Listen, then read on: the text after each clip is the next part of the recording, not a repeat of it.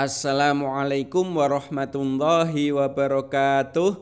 Hai siswa kelas 1 sekolah dasar, bagaimanakah kabar kalian untuk minggu ini? Semoga semuanya sehat ya, tidak ada yang sakit. Alhamdulillah kalau semuanya sehat. Kalian juga harus lebih semangat untuk belajar. Karena apa? Minggu kemarin kan sudah liburan semester 1 ya. Minggu ini kita memasuki di semester 2. Maka dari itu kalian harus lebih semangat untuk belajar.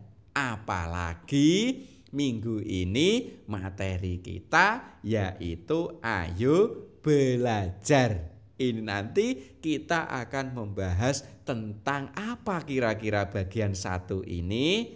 Nanti yang bagian 1 ini kita akan membahas tentang Nabi Idris dan doa belajar. Nah, kenapa judulnya Ayo Belajar yang dibahas kok Nabi Idris? Nah, nanti akan ada cerita dari Nabi Idris yang kaitannya dengan belajar. Oke ya, bisa kita lanjutkan? Oke, kalau bisa ayo kita lanjutkan dengan menyanyi dulu. Oke ya, menyanyi apa judulnya? Judulnya adalah Ayo Belajar, sama seperti di depan tadi. Kemudian menggunakan nada lagu Bila Kau Suka Hati. Yang itu bila kau suka hati tepuk tangan, prok prok prok, itu. Nah, nanti kata-katanya seperti ini. Oke, bisa ya? Oke, kita mulai. Bila kau ingin cerdas, ayo belajar. Bila kau ingin pintar, ayo belajar. Bila kau ingin cerdas, bila kau ingin pintar, ayo giat belajar dan berdoa. Nah, seperti itu. Kita ulangi sekali lagi ya. Ayo semuanya. Bila kau ingin cerdas, ayo belajar. Bila kau ingin pintar, ayo belajar. Bila kau ingin cerdas, bila kau ingin pintar, ayo giat belajar dan berdoa. Nah, itu dia lagunya. Kalau kita sudah menyanyi, tambah semangat ya. Kalau sudah, ayo sekarang kita amati gambar. Gambar apa yang kita amati? Ini dia gambarnya. Gambar apa ini anak-anak? Ini adalah gambar ada guru, ada siswa yang berada di depan kelas, ada juga siswa yang duduk di bangkunya masing-masing. Kira-kira ini gambar anak-anak dan bapak guru sedang apa? Ini menunjukkan sedang rajin belajar di sekolah. Ya toh? Ini berada di sekolah gambar ini. Karena apa? Ada bapak guru, ada siswa, siswanya juga memakai seragam. Berarti sekolah ini. Oke, itu adalah gambar tentang rajin belajar di sekolah.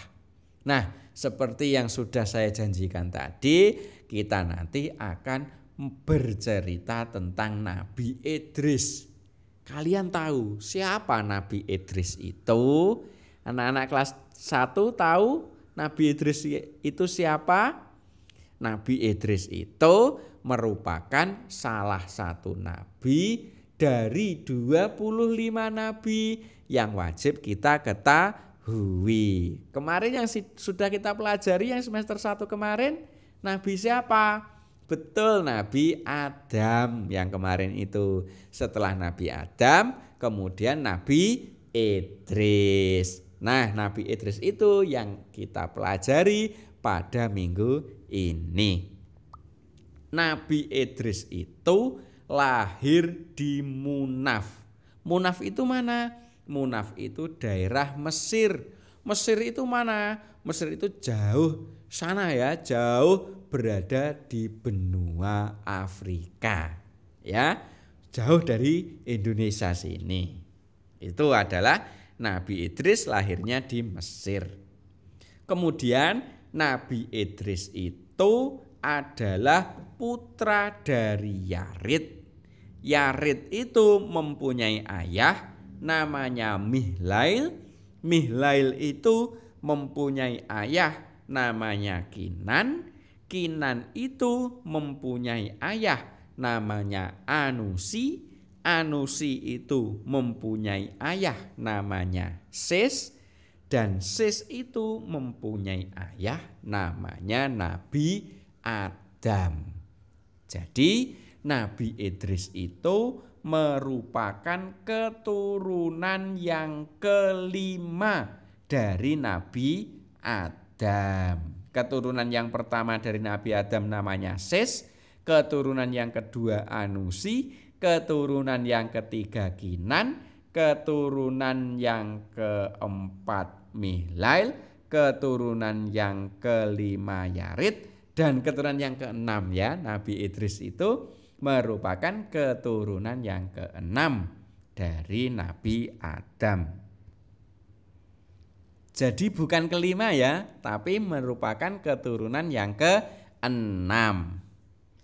Kemudian dinamakan Idris itu karena pandai menulis dan senang belajar. Jadi Nabi Idris itu dinamakan Idris karena itu tadi, pandai menulis, kemudian senang belajar. Makanya kalian juga harus pandai menulis dan juga harus senang belajar. Itu ya. Kita lanjutkan. Sekarang yaitu selain pandai menulis dan rajin belajar itu tadi, Nabi Idris juga pandai menggambar. Kemudian pandai menjahit. Menjahit itu ya kain jadi baju itu ya. Pandai menjahit, kemudian pandai juga dalam ilmu perbintangan. Ilmu perbintangan ini nanti digunakan untuk penanggalan. Tuh. Jadi banyak sekali kepandaiannya dari Nabi Idris. Nah, saat Nabi Idris itu masih kecil, beliau itu sangat rajin belajar dan membantu orang tuanya. Ini loh Nabi Idris yang bisa kalian tiru, yang bisa kalian contoh. Ketika kecil, Nabi Idris itu rajin belajar dan suka membantu orang tuanya.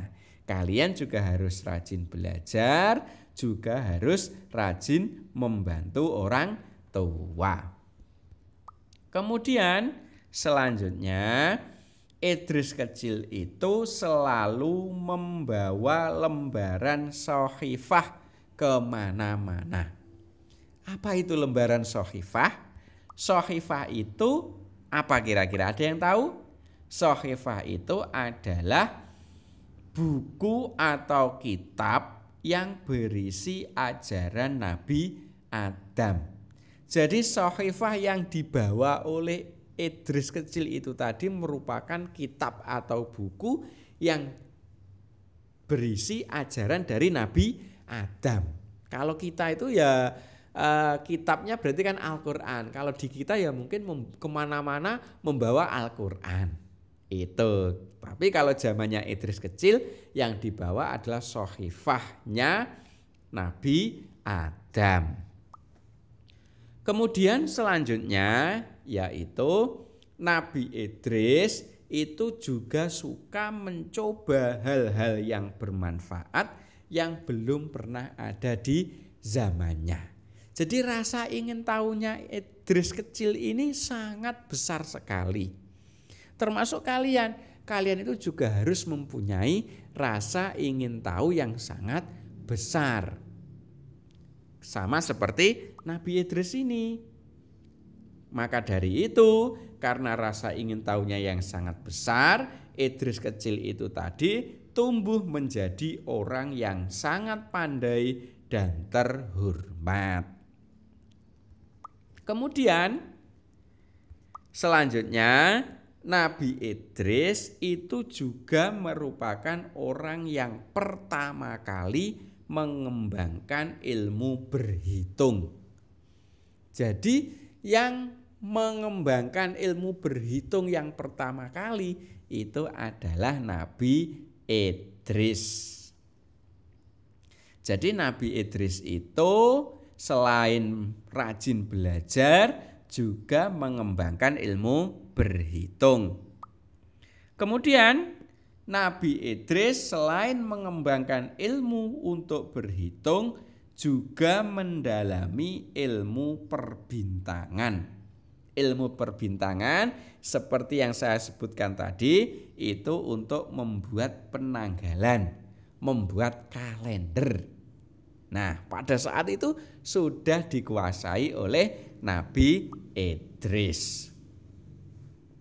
Selanjutnya, Nabi Idris itu juga menemukan cara untuk membuat kain dan menjahitnya.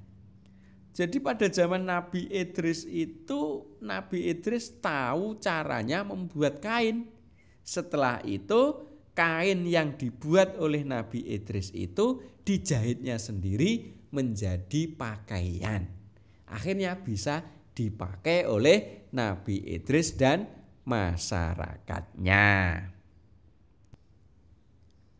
Selanjutnya, Nabi Idris itu juga orang yang pertama kali membuat pena untuk menulis.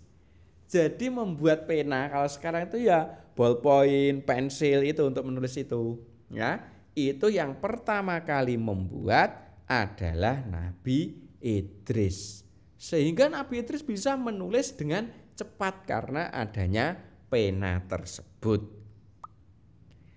Kemudian selanjutnya Nabi Idris setelah bisa membuat pena kemudian mengajarkan orang-orang untuk membaca.